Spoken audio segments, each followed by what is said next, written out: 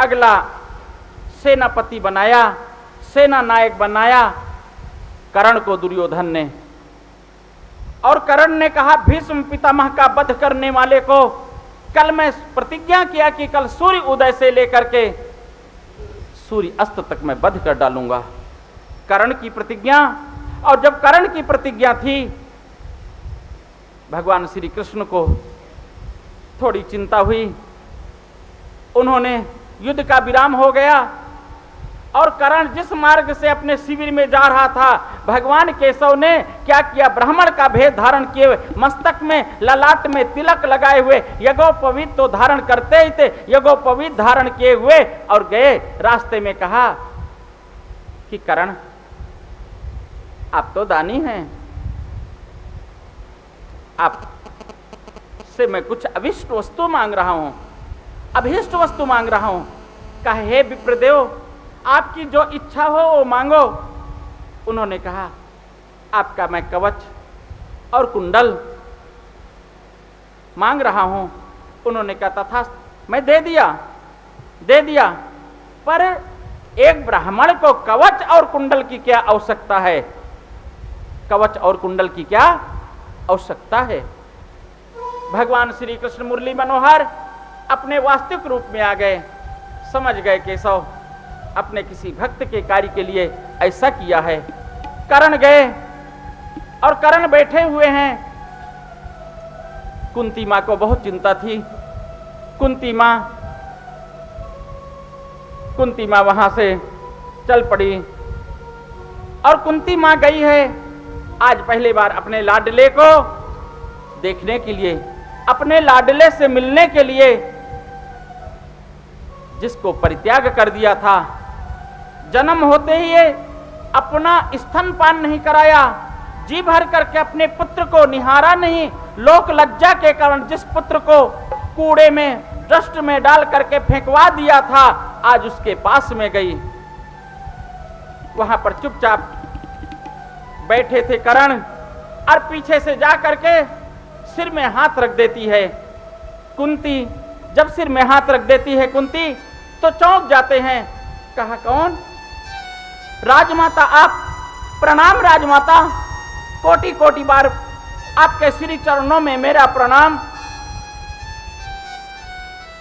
कुंती कहती मुझे राजमाता मत कहो, मां कहो। कहा नहीं राजमाता, आप मेरी मां कैसे हो सकती हैं? मैं तो सूत पुत्र हूं, आप तो राजमाता हैं। कहा बेटा कर्ण। कहा नहीं राजमाता, बेटा मत कहो, बेटा मत कहो। कर्ण, मैं तुम्हारे जीवन के बारे में कुछ बताना चाहती हूं।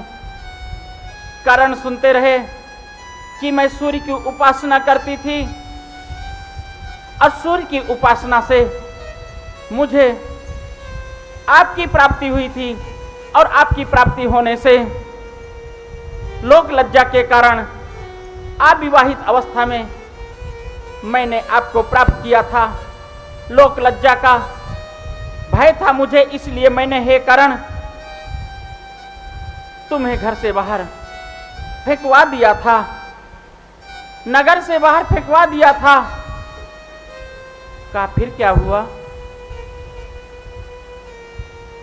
मैंने सुना था लोगों के द्वारा कि जिस पुत्र को मैंने फेंकवाया था उसको कोई सूद ले गया है, उसके यहाँ पालन पोषण हुआ, मैं इसी से संतुष्ट हो गई थी। कहा बस इतने से आप संतुष्ट हो गई? आप कैसी माँ हैं इतने से संतुष्ट हो जाएं? माँ तो कभी अपने पुत्र को खिलाए बिना संतुष्ट नहीं होती। माता समम नास्ति शरीर पोषणम, भार्या समम नास्ति शरीर शोषणम, चिंता समम नास्ति शरीर तोषणम, विद्या समम नास्ति शरीर भूषणम। आप कैसी माँ हैं? माँ तो अपने पुत्र को कभी दुखी नहीं देख सकती, कभी व्यथित नहीं देख सकती, कभी पीड़ित नहीं देख सकती। आप फिर कैसे बर्दाश्त करती रहीं? आप आई क्यों हैं? चलो आपने ऐसा किया तो आप यहां आपका आने का प्रयोजन क्या है? कहा कल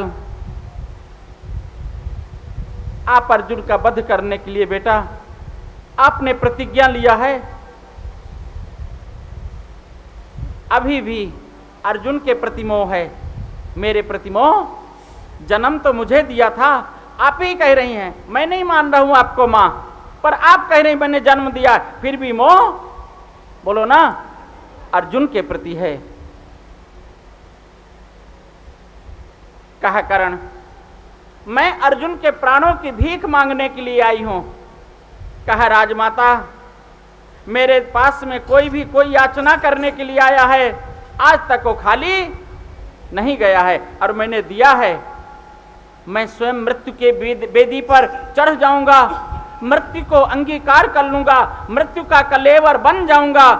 पर यदि याचक बन करके आई है, अपने बेटे की भीख मांगने के लिए आई है, तो मैं तुझे तेरे बेटे का, तेरे पुत्र का, तेरे अर्जुन का मैं प्राणदान दे रहा हूं और ये कह रहा हूं तू 5 पांडवों की मां थी और है और रहेगी।